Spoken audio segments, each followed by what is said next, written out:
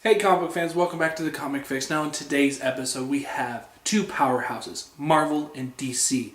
And with that we have the events that they are doing this summer.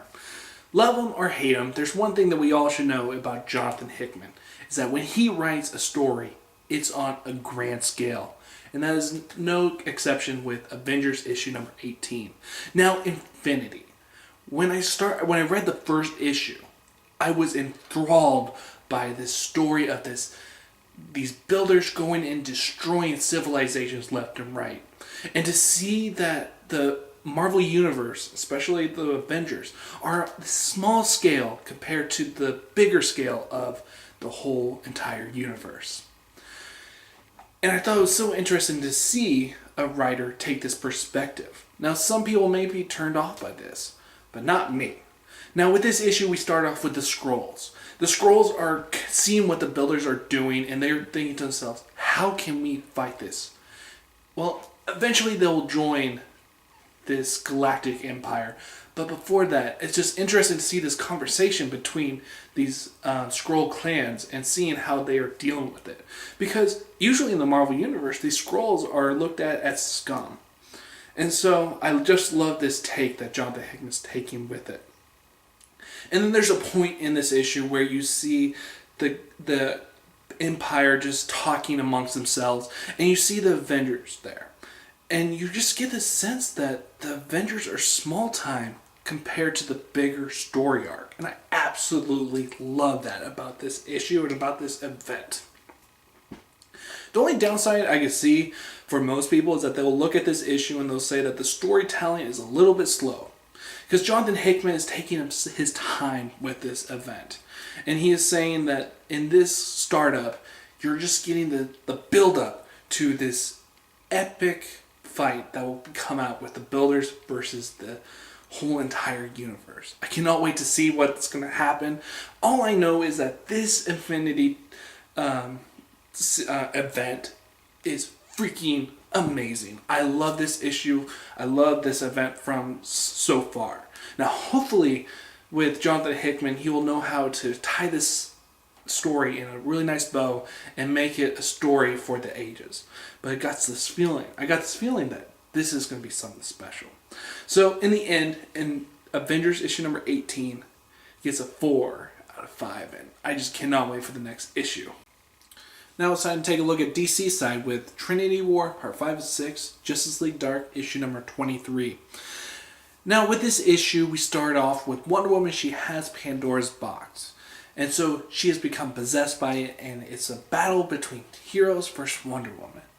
Now in this whole entire issue, there's one thing that I've noticed as a trend, is who has Pandora's box gets possessed.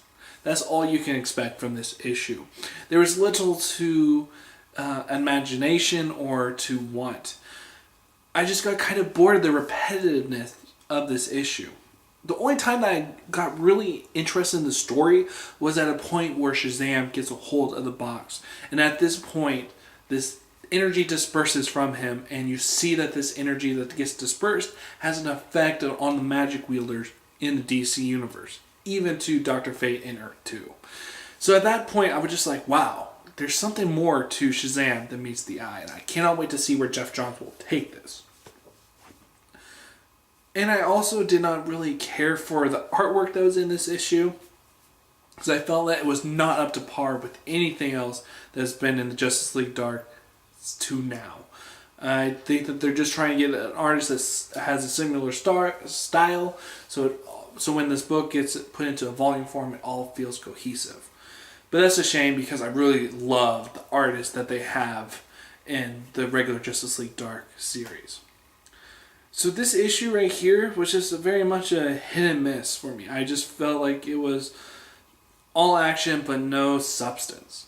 And hopefully with the series ending, or with Trinity War ending with next week with Justice League, it can make me see that this Trinity War was not just a waste of time, because that's what I'm kind of getting the feeling of. I'm a DC guy, as you all should know, but this Trinity War has kind of let me down, which, I mean, I don't know. Maybe I'm just not in the right mind for Trinity War, but I just felt like it's kind of a story that we've seen before. And hopefully with Forever Evil, we'll be able to see that the story of Trinity War was not for nothing. So that's what I'm kind of getting the feeling of. I know a lot of people may love it or hate it, but me, I just feel in the middle, and I'm the biggest DC guy around. As you guys should know, like when you look at my reviews, like 99% of them are DC comics. I'm just a little bit disappointed in the way that DC is going about with this Trinity War. So in the end, Justice League Dark, issue number 23, gets a 2 out of 5. Continuing on with the Marvel and its Infinity tie-ins, we have on here Thunderbolts, issue number 14. Now, I've never read Thunderbolts, but I know when you go into a comic, you generally know what to expect. I expected a dark and gritty team with Thunderbolts. But what did I get? I got actually quite the opposite. I absolutely love the beginning, where you just see this dinosaur eating this house, and you're just like, okay, I did not expect that.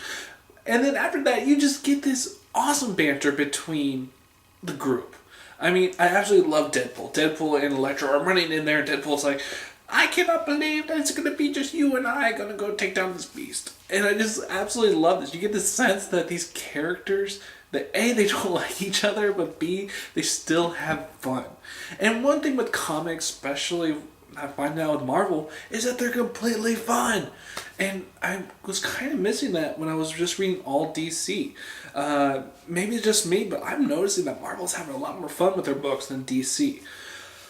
But anyways, so as you're getting through this issue, General Ross goes and gets the team together and says, okay, we want to make ourselves closer and bond more together, and I'm going to do everyone a favor. Everyone's going to go take their name out of the hat, and whoever's name comes out, we're going to do a mission just for you. And who comes out ahead but the Punisher? And the Punisher wants to go and take down some crime syndicate in New York. Who, go and figure, right? But at this point, you're just like, damn, this is fun. And this is where the Trinity, or not the Trinity, but the Infinity tie-ins come into place. Where they get this chatter from all this police, and they figure out the Avengers are nowhere to be found on Earth. And so they made them question kind of their tactics about how they're going to deal with this whole New York crime spree that's going to be happening. And I just absolutely had fun with this issue. So many times in comics where it'll just be dark and gritty just for dark and gritty's sakes. But this book kind of took an opposite turn, and it worked perfectly. Especially with the art. The artist in here, he does a fantastic job at just conveying the message that the writer wanted to bring with the series. I'm going to be putting this book on my pull list. I had fun with it.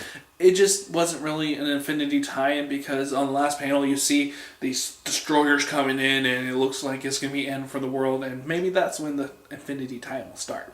But for now, Thunderbolts issue number 14 was a fun ride, and if you're looking for fun in your comics, look no further than Thunderbolts. You will have a great time, but I just be warned, it's not for everybody. So Thunderbolts issue number 14 gets a 3 out of 5. Go out and try it, and you will definitely have fun. The final book that I'm going to be reviewing for this video is none other than Pandora, issue number 3, a Trinity War tie-in.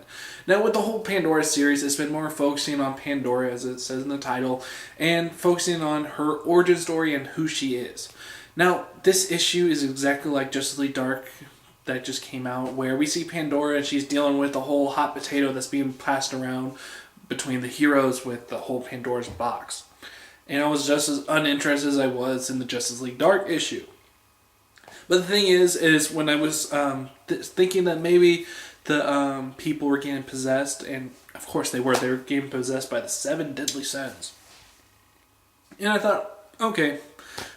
Then I was thinking to myself, after that, what's the point of this issue? All I'm getting is the same type of story that I got in the Justice League Dark. All I just got was the emphasis of this is what's happening to these people when they get possessed. It was uninteresting. Specifically on the art. Now the artist in here. You can definitely tell he didn't have any direction in this book. With the whole book being hot potato, cold potato, or hot potato just being played with all the heroes, I gotta say, This artist just did not know who had Pandora's box, and there were some points where he would show a character holding Pandora's box, which I can probably show you right here with you see a hero with Pandora box, like he's running the football, and then all of a sudden he's up in Pandora like this, and you're just like, wait, didn't you just have it? Where did it go? And then there's a point in there where you see Pandora. She looks like she's just like bending down, and she's like, why are you doing this to me, you damn box? And there's no box there, but no hero has a box, and you're just looking at yourself being like, okay, this artist, he had no direction whatsoever with what is happening in this book. This book was absolutely pointless. There was nothing in here that grabbed at me, and I was just bored to death. I could hardly even get through this book. I was just like, seen it before. Oh, that's a little bit interesting, but okay, do. I didn't get a sense of. I got a little bit more sense of who Pandora is, but do I really care? And that's a big no. So with Pandora, issue number 3, it gets a 1 out of 5. This book just has no direction, and it's just not good. So I would just say pass on this one. If you're in the Justice League Dark or into the Trinity War, read Justice League Dark. But just know, pass on this book. It is not fun. So that's it for this video. And in my next video, I should be getting some more Marvel and DC books. So I'll see you guys next time.